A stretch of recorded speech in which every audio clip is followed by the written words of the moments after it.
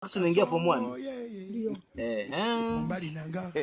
Nitakufundisha maana ya biology, physics, chemistry.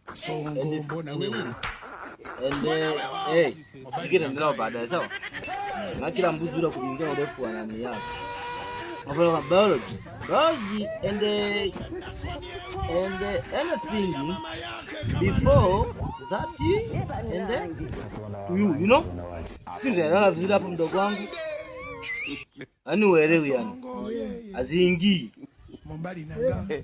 Hata umevaa hivyo kofia vitaingia kweli sasa. Lakini mimi utanielewa tu. Lakini sisi tumepita kule. Kwa kuna physics, mada ya history and historia. Kama sijasahau sana.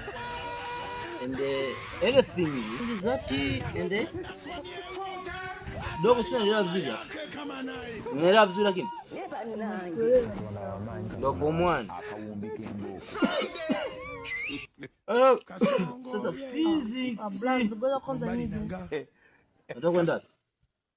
Kasoro kwanza tu. Why sasa why? Chapu sasa tunakuja kuendelea hapa sawa? Why sasa? Songa libala.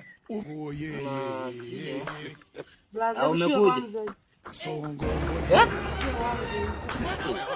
Yaani mimi nakufunza afu naenda kuletea mswaki na dawa. Unamaanisha mimi